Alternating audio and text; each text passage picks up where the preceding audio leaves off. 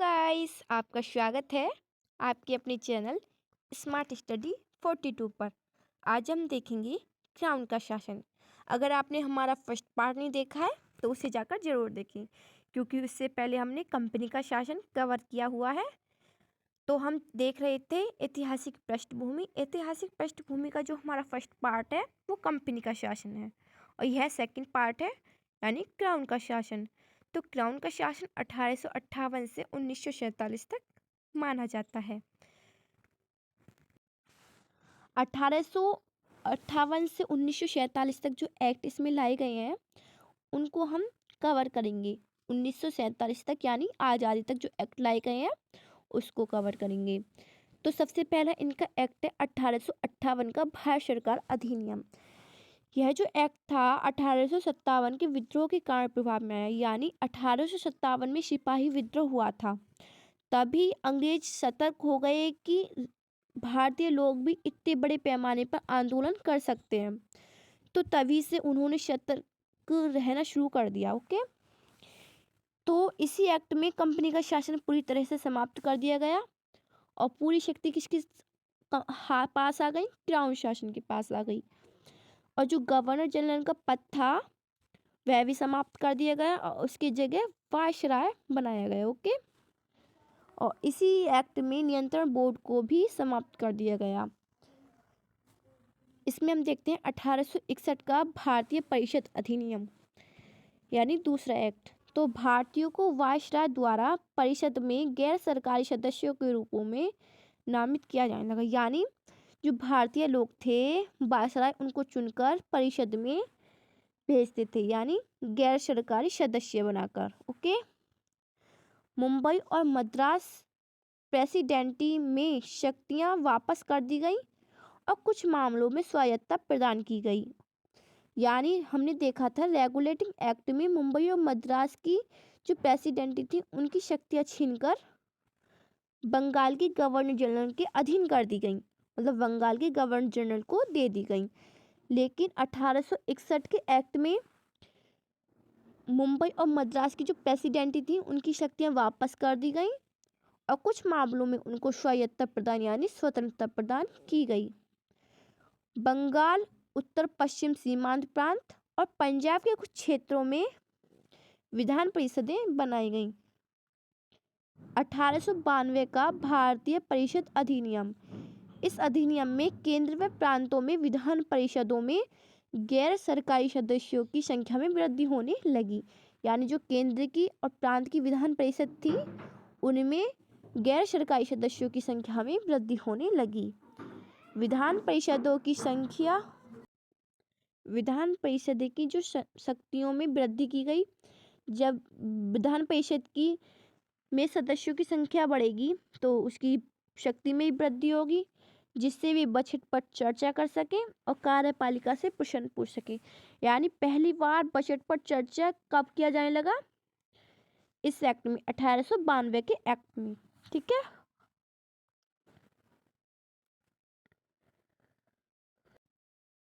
उन्नीस सौ 9 का भारतीय परिषद अधिनियम।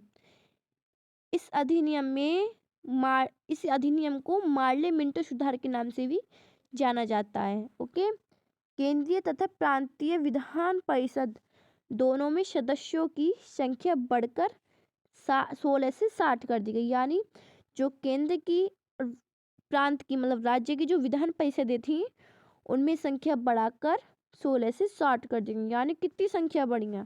ठीक है, बहुत संख्या बढ़ा दी गई एक साथ ही।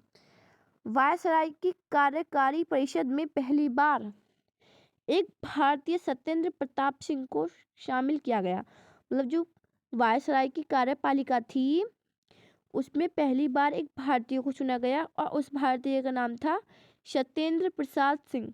ओके, और इसी एक्ट द्वारा मुसलमानों को पृथक निर्वाचन क्षेत्र दे दिया गया। ओके, तो यहाँ से मतलब पाकिस्तान के बंटवारे की नींव पड़ गई थी, मतलब भारत के बंटवारे की नींव पड़ गई थी, तभी पाकिस्तान का बंटवारा हुआ। 1919 का भारत सरकार अधिनियम। 1919 का जो भारत सरकार अधिनियम है उसे मॉन्टेग्यू चेम्सफोर्ड के नाम से भी जाना जाता है। इसमें विधायिकाओं में विषयों की केंद्र और प्रांत सूची पेश की गई थी और प्रांत में द्वैध शासन व्यवस्था स्थापित की गई। मतलब विधायक थी उसमें सूचियां पेश की गई, एक केंद्रीय और प्रांतीय। तो जो प्रांत की सूची थी उसमें द्वैध शासन व्यवस्था स्थापित कर दी गई। विधान परिषद और विधानसभा की प्रणाली को विभाजित किया गया। यानी विधान परिषद अलग हो गई और विधानसभा एक हो गई, अलग हो गई। मतलब पहले वो दोनों एक थी, विधान परिषद अब अलग और विधानसभा अलग। पृथक निर्वाचन मंडल सिखों, ईसाइयों, एंग्लो इंडियन, यूरोपी और महिलाओं को अलग दे दिया गया। यानी जो अब वोटिंग का जो सिस्टम था वो सिखों को भी, ईसाइयों को भी, एंग्लो इंडियन को भी, यूरोपियों को और महिलाओं को भी दे दिया गया। अब हम देखते हैं साइमन कमीशन। साइमन कमीशन का गठन 1927 में किया गया था। साइमन कमीशन का गठन 1927 में किया गया, ठीक है। लेकिन जो साइमन कमीशन भारत आया वो 1928 में आया था और वो भी मुंबई में आया था। 1919 के हमारा जो 1919 का भारत सरकार अधिनियम था उसके कामकाज की जांच करने के लिए भारत आया था, ठीक है। इसके जो सदस्य थे वो श्वेत लोग थे, यानी ब्रिटिश लोग। ओके, तो भारतीय द्वारा साइमन कमीशन का बहिष्कार किया जाने लगा, मतलब विरोध किया जाने लगा, जिसके कारण लाठीचार्ज में लाला लाजपत राय की मृत्यु हो गई। और लाला लाजपत राय की मृत्यु के कारण तो पूरे भारत में आंदोलन होने लगे। तो यह जो साइमन कमीशन था 1928 में वापस चला गया, लेकिन फिर 1929 में ये वापस आया और फिर 1929 में फिर पुनः लौट गया और 1930 में इसने अपनी रिपोर्ट पेश की। तो इसमें जो इसने रिपोर्ट पेश की थी तो इसमें इसने बताया कि हम द्वैध शासन व्यवस्था को भी समाप्त कर देंगे और सभी प्रांत रियासत कमिश्नरी को मिलाकर एक संघ बनाएंगे। लेकिन ऐसा हुआ नहीं था। 1935 का भारत सरकार अधिनियम, यह सबसे इम्पोर्टेंट अधिनियम है। जितने भी अधिनियम आए हैं सबसे इम्पोर्टेंट अधिनियम 1935 का अधिनियम है। इस अधिनियम में 15 भाग थे, अनुच्छेद 321 थे, अनुसूची 10 थी और इसमें कोई प्रस्तावना नहीं थी। और यह ब्रिटिशों का अंतिम तथा सबसे बड़ा एक्ट था, ठीक है। 1935 की जो प्रस्तावना थी उसकी कोई 1935 की जो प्रस्तावना थी उसकी कोई अपनी प्रस्तावना नहीं थी। यह 1919 के भारत सरकार अधिनियम से स्वीकार की गई। जो 1919 की जो प्रस्तावना थी उसी को इसमें स्वीकार कर लिया गया, लेकिन इसकी अपनी पर्सनल कोई प्रस्तावना नहीं थी।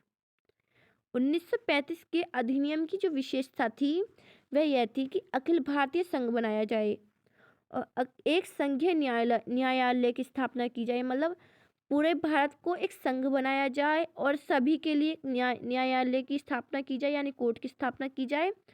केंद्र में द्वैध शासन की स्थापना करना और प्रांतों को स्वायत्तता प्रदान करना, यानी प्रांतों को स्वतंत्रता प्रदान करना। अब जब अखिल भारतीय मतलब संघ बनाने की बात कही तो उसमें 11 राज्य प्लस 6 रियासतें और ब्रिटिश कमिश्नरी को मिलाकर एक संघ बनना था।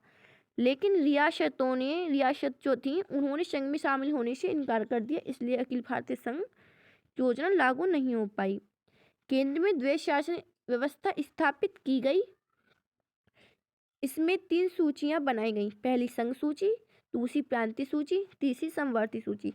संघ सूची में केवल केंद्र ही कानून बना सकता था, प्रांतीय सूची में केवल राज्य ही कानून बना सकता था और समवर्ती सूची में राज्य और केंद्र दोनों ही कानून बना सकते हैं। इस एक्ट द्वारा 1937 में 11 प्रांतों में चुनाव कराए गए। इस एक्ट द्वारा वर्मा जो एक्ट था 1935 का, इसी एक्ट द्वारा वर्मा को भारत से अलग कर दिया गया और इसी एक्ट द्वारा उड़ीसा तथा सिंध नामक 2 नवीन प्रांत बनाए गए। भारतीय स्वतंत्रता अधिनियम 1947, यानी जब हम आज़ाद होने की कगार पर हैं। तो माउंटबेटन योजना थी। तो माउंटबेटन द्वारा 4 जुलाई 1947 को ब्रिटिश संसद में भारतीय स्वतंत्रता के विधेयक को प्रस्तुत किया गया, यानी विधेयक को प्रस्तुत किया गया और 18 जुलाई 1947 को इस विधेयक को लागू कर दिया गया। इसके अनुसार देश को 2 भागों में बांट दिया जाना था, भारत तथा पाकिस्तान। भारत के पहले प्रधानमंत्री थे जवाहरलाल नेहरू तथा पहले गवर्नर जनरल थे, स्वतंत्र भारत के पहले गवर्नर जनरल माउंटबेटन थे। तो हमारा देश तो 15 अगस्त को आज़ाद हो गया और पाकिस्तान 14 अगस्त को आज़ाद माना जाता है। तो इसी तरह हमारी यहाँ वीडियो कंप्लीट हुई। अगर आपको हमारी वीडियो पसंद आई हो तो प्लीज़ एक लाइक करें, चैनल को सब्सक्राइब करें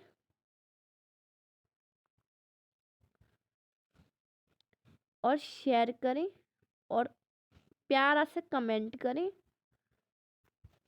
और अगर आप हमको सपोर्ट करते रहें जिससे हम आप आगे वीडियो लाते रहें, बस इतनी आपसे रिक्वेस्ट है।